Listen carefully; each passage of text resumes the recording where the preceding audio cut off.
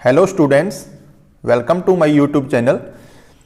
तो बच्चों, आज से अपने क्लास 12th बायोलॉजी के बच्चों के लिए भी जो इम्पोर्टेंट क्वेश्चंस की सीरीज है उसको शुरू करने जा रहे हैं, जिसमें आज अपने first chapter reproduction in organism, जीवों में जनन, इस चैप्टर के जो आपके बोर्ड के पॉइंट ऑफ व्यू से मोस्ट इम्पोर्टेंट क्वेश्चन हैं उनको अपने डिस्कस करेंगे आज। तो देखिए, शुरू करते हैं अपने। सबसे पहला जो अपने पास क्वेश्चन है वो है अर्थवर्म प्राणी है ना, केंचुआ कैसा प्राणी है? तो केंचुआ इनमें से बी ऑप्शन हो जाएगा। ये द्विलिंगी होता है, मोनोइशियस होता है। द्विलिंगी या मोनोइशियस वो प्राणी होते हैं जिनमें एक ही ऑर्गेनिज्म बॉडी पर, एक ही जीव शरीर पर मेल और फीमेल दोनों ऑर्गन्स प्रेजेंट होते हैं। ठीक है, तो ये द्विलिंगी प्राणी है। अब अपने एनसीईआरटी के अकॉर्डिंग या आरबीएससी के अकॉर्डिंग जो अपने सिलेबस पढ़ते हैं, जो अपने बुक पढ़ते हैं, उसमें अपने को कुछ और भी एग्जाम्पल जो हैं वो द्विलिंगी प्राणियों के याद रखने हैं। जैसे स्पॉन्ज हैं, है ना, स्पंज जो हैं वो भी द्विलिंगी होते हैं। टेप वर्म जो है, फीताकर्मी, आप अपनी नोटबुक पर साथ साथ इनको नोट कर सकते हो। स्पंज हैं, टेप वर्म है यानी फीताकर्मी है, हिरुडिनेरिया है, जोंक जो है वो भी द्विलिंगी प्राणी है। तो द्विलिंगी प्राणी के 4 एग्जाम्पल अपने को पता होने चाहिए: केंचुआ, हिरुडिनेरिया यानी जोंक, स्पॉन्ज यानी स्पंज, और लास्ट अपने को टेप वर्म, फीताकर्मी। ठीक है, अपनी बुक के अंदर एक लिंगी जो है उसका अपने को एक ही एग्जाम्पल दिया हुआ है और वो दिया हुआ कॉकरोच। ठीक है, यानी तिलचटा। तो ये भी पता होना चाहिए कि तिलचटा जो है वो एक लिंगी है और बाकी जो 4 मैंने बताए वो कैसे हैं, द्विलिंगी है। नेक्स्ट, अगला क्वेश्चन है, इनमें से कौन सा भाग अगुणित है? Which of the following part is haploid? यानी हेप्लॉइड पार्ट पूछा गया है। तो ओवेरी जो है इसकी प्लॉइडी तो 2n होती है, यानी ये द्विगुणित है। एंथर जो है इसकी प्लॉइडी भी 2n होती है, ये भी द्विगुणित है। लेकिन पोलन जो होते हैं, परागकण जो होते हैं, इनकी प्लॉइडी n होती है, यानी ये कैसा है, अगुणित है ना। और जाइगोट जो है, जो तो आप सभी जानते हैं, इसकी प्लॉइडी कितनी होती है, 2n। तो इसका आंसर जो है अपने पास वो कौन सा हो जाएगा, सी हो जाएगा, पोलन या परागकण। ठीक है, नेक्स्ट क्वेश्चन, इनमें किसे बंगाल का आंतक कहा गया है? Who among the following has been called the terror of Bengal, है ना। बंगाल का आंतक किसे कहा जाता है? तो ये एक वीड है जिसका नाम है जलकुंभी, आइकॉर्निया। ये अपने आसपास की जो वनस्पति है उसको नष्ट कर देती है, क्योंकि ये ज़्यादा मात्रा में वाटर से ऑक्सीजन को क्या कर लेती है, खींच लेती है, जिसके कारण दूसरे प्लांट्स जो है आसपास इनके, उनकी मृत्यु हो जाती है। ठीक है, इसीलिए इसको सबसे पहले लाया गया था बंगाल में। इसके फ्लावर्स जो हैं वो बहुत ही सुंदर होते हैं, उनके कारण लाया गया था। लेकिन ये एक वीड की तरह इसने काम किया और आसपास की जो वनस्पति है उसको इसने नष्ट कर दिया। तो इसलिए इसको टेरर ऑफ बंगाल कहा जाता है, जलकुंभी या आइकॉर्निया को। वाटर हाइसिंथ भी बोलते हैं इसको। ठीक है, नेक्स्ट क्वेश्चन, इनमें कौन ठहरे हुए पानी में उगकर ऑक्सीजन खींच लेता है? तो भी मैंने बताया, which of the following takes in oxygen by rising in stagnant water, है ना। तो अभी अपने बात कर रहे थे जलकुंभी के बारे में, तो इसका आंसर भी कौन हो जाएगा, आइकॉर्निया या जलकुंभी हो जाएगा। नेक्स्ट क्वेश्चन, जब नर और मादा गैमीट्स में युग्मन होता है तब यह कहलाता है, यानी कि जब मेल गैमीट, नर युग्मक, और फीमेल गैमीट यानी मादा युग्मक का आपस में संयोजन होता है, संलयन होता है, तो उसको क्या कहते हैं? तो देखिए, यह प्रोसेस जो है वो लैंगिक जनन के अंदर होता है। ठीक है, सेक्सो रिप्रोडक्शन के अंदर होता है, क्योंकि इसमें 2 पेरेंट पार्टिसिपेट करते हैं, 2 जनक भाग लेते हैं, एक नर और एक मादा। ओके, नेक्स्ट क्वेश्चन, मध चक्कर पाई जाती है, स्ट्रेस साइकिल अकर्स इन। तो इसमें से अपने स्ट्रेस साइकिल के बारे में पूछा गया है कि इनमें से किनमें पाई जाती हैं। तो अपने जानते हैं कि मैमल्स जो होते हैं, स्तनधारी जो होते हैं, उनमें 2 तरह के चक्कर पाए जाते हैं, एक स्ट्रेस साइकिल है और दूसरा मेंस्ट्रुअल साइकिल्स हैं। तो इनमें से जो नॉन प्राइमेट्स होते हैं उनके अंदर जो पाया जाता है वो स्ट्रेस साइकिल पाया जाता है, जिसमें गाय है, ठीक है, भेड़ है, डॉग है, कुत्ता, तो ये सभी हो जाएंगे। इन सभी में स्ट्रेस साइकिल जो है वो पाया जाता है। ठीक है, नेक्स्ट क्वेश्चन, उच्च श्रेणी के पौधों में निषेचन होता है, in higher plants fertilization take place. तो उच्च श्रेणी के जो पौधे होते हैं इनमें निषेचन की प्रक्रिया जो है वो इंटरनल होती है, आंतरिक होती है, यानी कि मेल गैमीट जो है वो फीमेल गैमीट यानी कि एग सेल से जो उसका संयोजन है, जो संलयन है, वो प्लांट सेल के अंदर ही होता है। ठीक है, जो फ्लावर बनता है उनमें स्ट्रक्चर्स बनती हैं, तो ये इंटरनल होता है, आंतरिक होता है। तो 7वें का बी हो जाएगा इंटरनल। ये जो आपको एग्जाम्पल दिए हुए हैं जल में, हवा में, ये पॉलिनेशन हो सकता है ना, जल के द्वारा, हवा के द्वारा, लेकिन जो फर्टिलाइजेशन है वो क्या होता है, इंटरनल होता है। ठीक है, कोई दिक्कत नहीं। नेक्स्ट क्वेश्चन, शल्ककंद का उदाहरण है, एग्जाम्पल ऑफ बल्ब इज। ये अपने पास कुछ स्टेम के मॉडिफिकेशन दिए हुए हैं, तने के रूपांतरण दिए हुए हैं वेजिटेटिव प्रोपेगेशन के लिए, काइट प्रवर्धन के लिए। तो ये बहुत सारे एग्जाम्पल अपने पास, इनमें मैंने आपको इन क्वेश्चंस में सिर्फ एक ही एग्जाम्पल दिया है, बाकी मैं आपको वैसे बताऊंगा, तो आपको वो भी अपनी नोटबुक पर साथ साथ में नोट करने हैं। तो MCQs के अंदर किसी भी प्रकार का उनमें से आपको क्वेश्चन पूछा जा सकता है। तो यहाँ बल्ब का एग्जाम्पल पूछा है, तो बल्ब का एग्जाम्पल जो है वो प्याज होता है, ठीक है, ऑनियन होता है। इनके अलावा भी अपने को कुछ याद रखने हैं, आप साथ साथ नोट कर सकते हैं, जैसे राइजोम है ना, राइजोम का एग्जाम्पल जो है वो अदरक होता है, ये याद रखना है आपको। राइजोम का एग्जाम्पल अदरक भी है, बनाना, केला भी है ना, हल्दी भी है। ठीक है, उसके बाद दूसरे नंबर पर आपको रनर्स जो है, इसको हिंदी में आप लिख सकते हो ऊपरी बूस्तारी, तो इसका एग्जाम्पल साइनोडोन होती है, यानी कि जिसको आप दूब घास या घास कहते हो, वो इसका एग्जाम्पल होती है, रनर या ऊपरी बूस्तारी का। बल्ब का हो ही गया, आपको बता दिया। उसके बाद स्टोलन, बूस्तारी जो होता है स्टोलन, इसका भी आपको एग्जाम्पल याद रखना है। स्ट्रॉबेरी एग्जाम्पल याद रखना है, ये ऐसे रख लेना, एस से स्टोलन होता है और एस से स्ट्रॉबेरी होता है। ठीक है, हिंदी में इसको बूस्तारी बोलते हैं। फिर आपको एक एग्जाम्पल ऑफसेट का याद रखना है, जो जलीय पादपों के लिए है, बूस्तारिका, हिंदी में इसको बूस्तारिका बोलते हैं। इसका एग्जाम्पल जो है वो जलकुंभी है, अभी अपने जिसके बारे में पीछे पढ़ के आए थे आइकॉर्निया के बारे में, वो इसका एग्जाम्पल है। ठीक है, और एक आपको एग्जाम्पल जो है वो शक्कर का याद रखना है। ठीक है, इसको अंतर्बूस्तारी बोलते हैं, अंतर्बूस्तारी, और इसका एग्जाम्पल जो है वो पुदीना होता है, मिंट होता है। कोई दिक्कत नहीं। तो आपको ये सारे एग्जाम्पल याद रखने हैं। फिर से मैं एक बार रिपीट कर रहा हूं, किसी बच्चे ने नोट नहीं किया तो वो कर सकता है। शल्ककंद का उदाहरण जो है वो प्याज है, ऑनियन है। राइजोम यानी प्रकंद का एग्जाम्पल जो है वो अदरक है, केला है, हल्दी है। ठीक है, उसके बाद रनर जो है ऊपरी बूस्तारी, इसका एग्जाम्पल आपको बताया था साइनोडोन है, यानी घास है। स्टोलन जो है, जिसको अपने बूस्तारी बोला था, इसका एग्जाम्पल स्ट्रॉबेरी है। ऑफसेट जो है, जिसको अपने बूस्तारिका बोला था, इसका एग्जाम्पल आइकॉर्निया है, जलकुंभी है। और शक्कर अंतर्बूस्तारी जो है, इसका एग्जाम्पल आपको बताया था मिंट है, यानी कि पुदीना है। ठीक है, मिंट या पुदीना। ओके, नेक्स्ट क्वेश्चन, स्तनधारियों में निषेचन कहाँ होता है? Where does fertilization take place in mammals? तो स्तनधारियों में जो फर्टिलाइजेशन साइट होती है, निषेचन स्थल होता है, निषेचन का मतलब है मेल गैमीट यानी स्पर्म और फीमेल गैमीट यानी ओवम का फ्यूजन कहाँ पर होता है आपस में, तो वो होता है फैलोपियन ट्यूब के अंदर। ठीक है, फैलोपियन ट्यूब, बहुत इंपॉर्टेंट क्वेश्चन है ये, तो इसका आंसर डी हो जाएगा। नेक्स्ट क्वेश्चन, प्राकृतिक अनिषेक जनन, नेचुरल पार्थेनोजेनेसिस जो है वो किस में पाया जाता है? जो आपको 4 ऑप्शन दिए हुए हैं, तो पार्थेनोजेनेसिस जो है, अनिषेक जनन जो है, बिना निषेचन के रिप्रोडक्शन होना, जनन होना, तो ये पाया जाता है मधुमक्खी के अंदर। ठीक है, इन हनी बी, हनी बी में होता है ये, तो ये बी हो जाएगा इसका। नेक्स्ट क्वेश्चन, त्रिक संलयन का परिणाम होता है, the result of triple fusion. देखो एंजियोस्पर्म की ये विशेषता है कि उनमें डबल फर्टिलाइजेशन, द्विनिषेचन और त्रिक संलयन यानी ट्रिपल फ्यूजन पाया जाता है। तो ट्रिपल फ्यूजन का रिजल्ट क्या होता है? इसमें मेल गैमीट जो है वो सेकेंडरी न्यूक्लियस जो होता है एम्ब्रियो सैक के अंदर, जिसको अपने द्वितीय केंद्रक बोलते हैं, एक मेल गैमीट तो एग सेल से फ्यूज होता है, एग सेल के न्यूक्लियस से फ्यूज होता है, जबकि दूसरा जो मेल गैमीट होता है वो सेकेंडरी न्यूक्लियस से फ्यूज होता है। तो सेकेंडरी का मतलब 2 न्यूक्लियस पहले से थे, एक मेल गैमीट का न्यूक्लियस और गया, तो 3n स्ट्रक्चर बनती है वहां पर, और उस 3n स्ट्रक्चर को कहा जाता है, जो बाद में डेवलप होती है, उसको बोलते हैं एंडोस्पर्म। ठीक है, भ्रूणपोष कहा जाता है। तो त्रिक संलयन का जो परिणाम है वो एंडोस्पर्म है, कोई दिक्कत नहीं। नेक्स्ट, वे परिवर्तन जो लार्वा को वयस्क में परिवर्तित कर देते हैं, the change that convert A larva into an adult. ठीक है, लार्वा को अडल्ट में चेंज होना, इसको क्या बोलते हैं? इसको कायांतरण कहा जाता है, मेटामॉर्फोसिस कहा जाता है। ठीक है, जिसमें जैसे आप एग्जांपल याद रख सकते हो कि मेढक का, फ्रॉग का जो टेडपोल लार्वा है वो अडल्ट में जब कन्वर्ट होता है तो उस प्रोसेस को मेटामॉर्फोसिस कहा जाता है, कायांतरण कहा जाता है।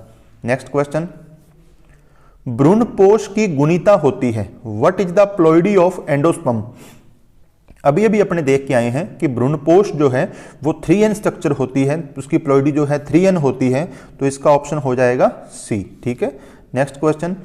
जब संतति की उत्पत्ति एकल जनक द्वारा होती है, यानी कि प्रोगेनी जो है वो सिंगल पेरेंट द्वारा बनती है, तब इसको क्या कहते हैं? तो इसको अलैंगिक जनन कहा जाता है या इसको एसेक्सुअल रिप्रोडक्शन कहा जाता है। ठीक है, जब दो पेरेंट होते हैं तो इसको लैंगिक जनन कहा जाता है। Next question. इनमें से कौन नर युग्मक से संयोजन कर भ्रूणपोष बनाता है? Which of the following fuse with male gamete to form endosperm. अभी अभी आपको मैंने बताया था कि एक मेल गैमीट तो एग सेल से जुड़ता है जो आगे चलकर जाइगोट बनाता है, जबकि दूसरा मेल गैमीट जो है वो किससे जुड़कर एंडोस्पर्म बनाता है? तो वो जुड़ता है सेकेंडरी न्यूक्लियस से, द्वितीयक केंद्रक से जुड़ता है। ठीक है, नेक्स्ट क्वेश्चन। जनक समान जीव प्राप्त हो सकता है, यानी बिल्कुल पेरेंट जैसा ऑर्गेनिज्म किस विधि से प्राप्त हो सकता है इनमें से? तो अपने जानते हैं कि एसेक्सुअल रिप्रोडक्शन जब होता है, यानी कि फिजन जब होता है, विखंडन जब होता है, तो इससे क्लोन बनते हैं ना, बिल्कुल सेम वैसे ही बनते हैं। तो ये विखंडन से हो सकता है, जो कि एक एसेक्सुअल रिप्रोडक्शन का अलैंगिक जनन की एक विधि है। Next question. द्विखंडन पाया जाता है, बाइनरी फिजन फाउंड इन। तो द्विविखंडन जिसमें एक पेरेंट बॉडी जो है वो दो पार्ट्स के अंदर डिवाइड होकर और दो ऑर्गेनिज्म की फॉर्मेशन करती है, तो ये किसमें पाया जाता है? तो अमीबा में भी होता है ऐसा, पैरामीशियम में भी होता है, तो आइकॉर्निया में तो नहीं होता, तो इसका ऑप्शन जो है वो डी हो जाएगा, both A and B. Next question. मुकुलन द्वारा जनन होता है, reproduction takes place by budding. तो बडिंग का पूछा है इसमें कि मुकुलन द्वारा रिप्रोडक्शन किस किस में पाया जाता है इनमें? तो मुकुलन द्वारा हाइड्रा में होता है, यीस्ट में होता है, तो यहाँ ऑप्शन में यीस्ट दिया हुआ है अपने पास, तो इसका ऑप्शन जो है वो यीस्ट हो जाएगा। ठीक है, अपने को कुछ और भी एग्जाम्पल याद रखने हैं, जैसे कि मैंने पहले ही कहा, अभी अभी अपने पीछे करके आए, एक तो बाइनरी फिजन, द्विविखंडन। तो द्विविखंडन द्वारा जनन एक तो अमीबा में होता है और एक पैरामीशियम में होता है। आपको बहुत अच्छे से याद रखना है, पेनिसिलियम जो होता है उसके अंदर कोनिडिया द्वारा अलैंगिक जनन होता है। ठीक है, ये नाम याद रखना है आपको, कोनिडिया। अगर पूछे कि कोनिडिया द्वारा रिप्रोडक्शन किसमें होता है, तो ये पेनिसिलियम में होता है। और अगर आपसे एग्जाम ये पूछे कि जेम्यूल द्वारा रिप्रोडक्शन, जेम्यूल किसमें बनते हैं, तो ये भी याद रखना है आपको, ये स्पॉन्ज के अंदर बनते हैं। जो स्पंज होते हैं उनके अंदर जेम्यूल द्वारा होता है और पेनिसिलियम के अंदर कोनिडिया द्वारा होता है। कोई दिक्कत नहीं। नेक्स्ट क्वेश्चन, ये आई गया। कोनिडिया का निर्माण होता है, कोनिडिया आर फॉर्म्ड इन। तो ये पेनिसिलियम के अंदर बनते हैं। बहुत अच्छा क्वेश्चन है, ये इंपॉर्टेंट है आपके एग्जाम के पॉइंट ऑफ व्यू से। Next question. पुनरुद्भवन की क्रिया निम्नलिखित में से किसमें होती है? In which of the following does the process of regeneration take place. सबसे ज्यादा जो पुनरुद्भवन की क्षमता है इन ऑप्शनों में से वो स्पॉन्ज के अंदर पाई जाती है, स्पंजों के अंदर पाई जाती है। ठीक है, बहुत अच्छा क्वेश्चन है। नेक्स्ट। जलकुंभी 65,000 से ज्यादा पौधे कितने माह में उत्पन्न कर सकती है? यानी बहुत तेजी से फैलने वाली ये वीड है आइकॉर्निया जो है, तो ये पूछा है कि कितने माह में ये 65,000 से भी ज्यादा पौधे जो है वो उत्पन्न कर सकती है। तो ये कर सकती है लगभग 7 से 8 माह लेती है ये इतने पौधे उत्पन्न करने में, तो ऑप्शन हो जाएगा 8 माह। ज्यादा इंपॉर्टेंट क्वेश्चन नहीं है, लेकिन फिर भी थोड़ा ध्यान रखना। ठीक है। निम्नलिखित में से कौन केवल एक बार अपने जीवन काल में पुष्प पैदा करता है? बहुत बहुत इंपॉर्टेंट क्वेश्चन आपके एग्जाम के पॉइंट ऑफ व्यू से। Which of the following produce flower only once in its life time. तो ये बंबू जो है, बांस जो है, वो 50 से 70-80 सालों में एक ही बार में अपने जीवन में पुष्प उत्पन्न करता है। ठीक है, तो इसका ऑप्शन जो है वो बांस हो जाएगा। साथ ही साथ आपको एक क्वेश्चन आपके लिए दे रहा हूं मैं, जिसका आपको आंसर कमेंट बॉक्स में बताना है कि ऐसा कौन सा प्लांट है जो 12 साल में यानी 12 वर्ष में एक ही बार पुष्प उत्पन्न करता है। ठीक है। नेक्स्ट।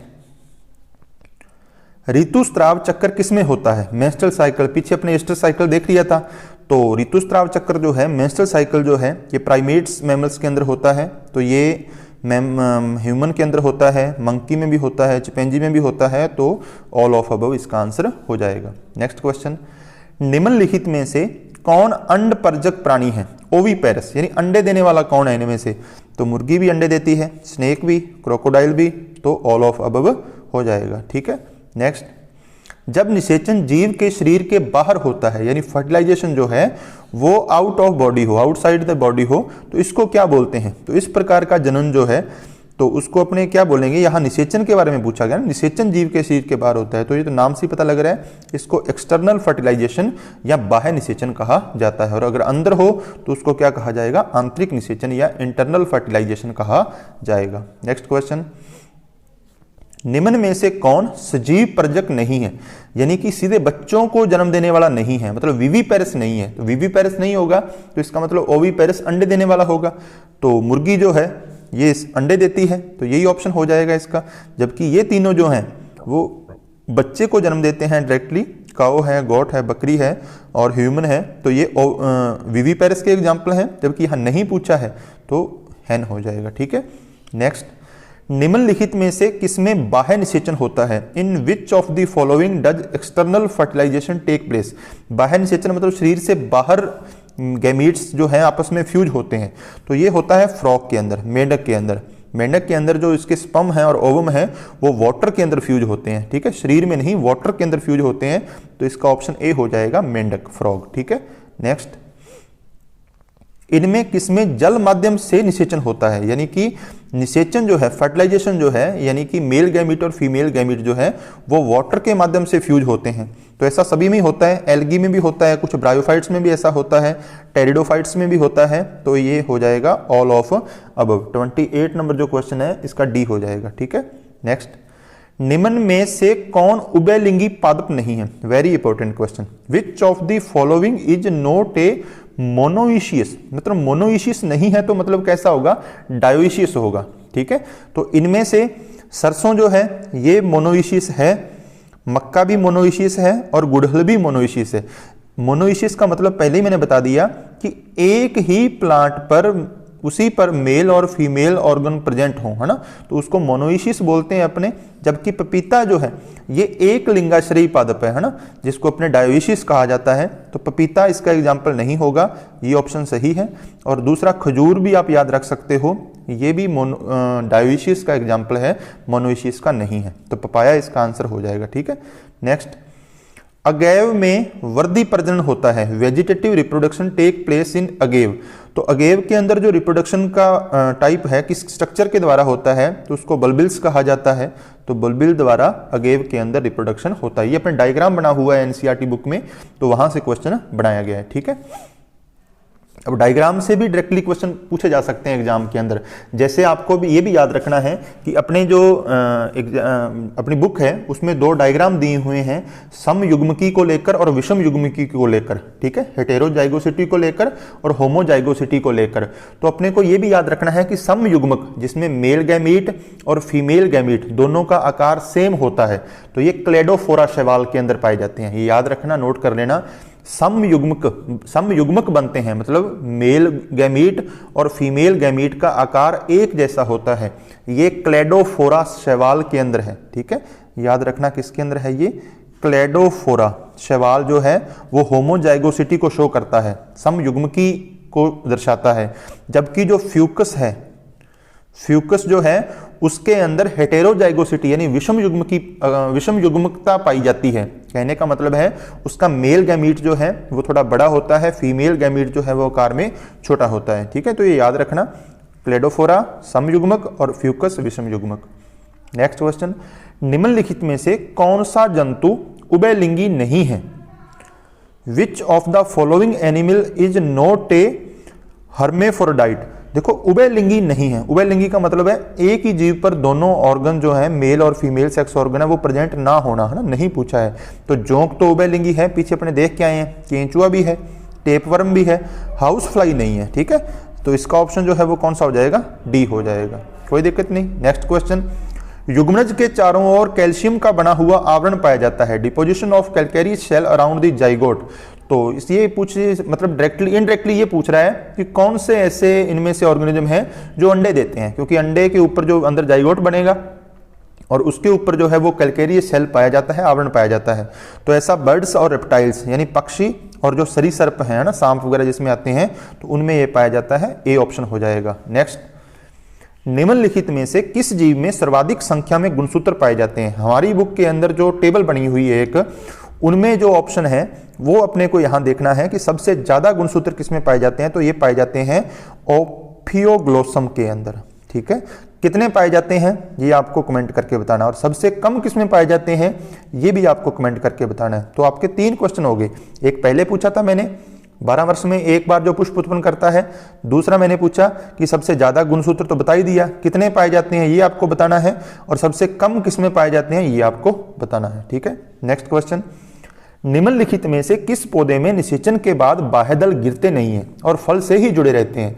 बाह्यदल जो हरे रंग की संरचना है वो फल के साथ ही जुड़ी रहे, ये आपको किसमें देखने को मिलता है? सामान्यतः तो निषेचन के बाद जो बाह्यदल हैं वो गिर जाते हैं, उनका कोई काम नहीं रहता, लेकिन जुड़े रहते हैं किस फल में? इनमें तो इनमें जुड़े रहते हैं ब्रिंजल के अंदर। ठीक है, in which of the following plant sepal do not fall off after fertilisation and remain attach to fruit? तो ब्रिंजल के अंदर, ऐसा टोमेटो के अंदर भी मिलता है। आपने कभी बैंगन देखा होगा तो आपने देखा ऊपर जो डंडी सी निकली रहती है बैंगन की, और साथ में हरे हरे रंग की 2-3-4 पत्तियां सी जो लगी रहती हैं कभी कभी, तो वो जो है वो उसके क्या होते हैं? बाह्यदल होते हैं। नेक्स्ट, अमीबा और बैक्टीरिया जैसे एकल कोशिका वाले जीवों में कोई प्राकृतिक मृत्यु नहीं होती। There is no natural death in a single celled organism like amoeba and bacteria because. क्यों ऐसा होता है कि वो मरते नहीं? तो इसका कारण ये है कि उनकी जो पेरेंट बॉडी है, जो जनक शरीर है, वो डिस्ट्रीब्यूट हो जाता है उनकी संतानों के अंदर, इसलिए उनकी प्राकृतिक मृत्यु नहीं होती। ठीक है, नेक्स्ट क्वेश्चन, निम्नलिखित में से कौन सी घटना पुष्पीय पौधों में निषेचन के बाद की है? यानी कि इनमें से कौन सा इवेंट है जो पोस्ट फर्टिलाइजेशन है, निषेचन होने के बाद होता है? अपने जानते हैं कि निषेचन होने के बाद जो है वो जाइगोट बनता है, और ये जाइगोट आगे डेवलप होता है किसके अंदर? एम्ब्रियो के अंदर। तो इनमें से एम्ब्रियो डेवलपमेंट जो है, बी ऑप्शन जो है वो करेक्ट हो जाएगा। भ्रूण का विकास ये निषेचन के बाद की घटना होती है। नेक्स्ट क्वेश्चन, क्लोन वे होते हैं जिनके पास बिल्कुल समान होता है। Clone are individuals that have exactly the same. किसमें सेम होते हैं वो? तो क्लोन जो है वो जेनेटिक मेकअप में, ठीक है, यानी कि उनकी जो अनुवांशिक संरचना है वो सेम होती है। ठीक है, तो जेनेटिक मेकअप जो है उनका समान होता है। नेक्स्ट, निम्नलिखित में से किस प्रक्रिया के परिणाम स्वरूप बैक्टीरिया का क्लोन बनता है? Which one of the following processes results in the formation of clone of bacteria? तो बैक्टीरिया के अंदर सीधा सीधा ये पूछा है कि रिप्रोडक्शन का मेथड कौन सा है। तो अपने जानते हैं कि बैक्टीरिया जो है वो, उनमें रिप्रोडक्शन के कुछ मेथड बताए थे मैंने आपको। एसेक्सुअल रिप्रोडक्शन, क्योंकि क्लोन जो बनने वाला प्रोसीजर है वो किसमें होगा? एसेक्सुअल रिप्रोडक्शन के कारण होगा। तो इनमें खंडन पाया जाता है ना, विखंडन पाया जाता है। तो ये इसका ऑप्शन जो है डी हो जाएगा, फ्रेगमेंटेशन। ठीक है, नेक्स्ट, निम्नलिखित में से किस जगत के सदस्यों में अलैंगिक प्रजनन देखा जाता है? Asexual reproduction is seen in members of kingdom. तो इनमें से किसके अंदर एसेक्सुअल पाया जाता है? अलैंगिक जनन तो मुंडेरा में भी होता है, बैक्टीरिया में भी, प्लांटी में भी हो सकता है, और एनिमेलिया के अंदर भी पाया जाता है। तो इसका ऑप्शन जो है वो ऑल ऑफ अबव हो जाएगा। नेक्स्ट, लास्ट क्वेश्चन आज का, सभी लैंगिक जनन करने वाले जीवों में जीवन की शुरुआत होती है। Life begin in all sexually reproduction organism as a. तो बहुत अच्छा क्वेश्चन है कि जीवन की शुरुआत किससे होती है? तो जीवन की शुरुआत तो अपने जानते हैं कि जाइगोट से होती है, युग्मनज से होती है, और युग्मनज जो है वो सिंगल सेल स्ट्रक्चर होती है। डबल स्ट्रक्चर, कभी कभी अपने ये सोच लेते हैं कि 2n है तो डबल सेल होगी, नहीं, ये सिंगल सेल होती है, एक कोशिकी है, और इसकी प्लोइडी जो है वो 2n होती है। ठीक है, तो सिंगल सेल जाइगोट से शुरुआत होती है। ओके स्टूडेंट्स, ये थे आपके चैप्टर फर्स्ट के टॉप मोस्ट इंपॉर्टेंट 40 क्वेश्चंस। आगे अपने नेक्स्ट चैप्टर के साथ साथ करते रहेंगे। तब तक के लिए आप खूब सारा स्टडी कीजिए, खुश रहिए, स्वस्थ रहिए। Thank you.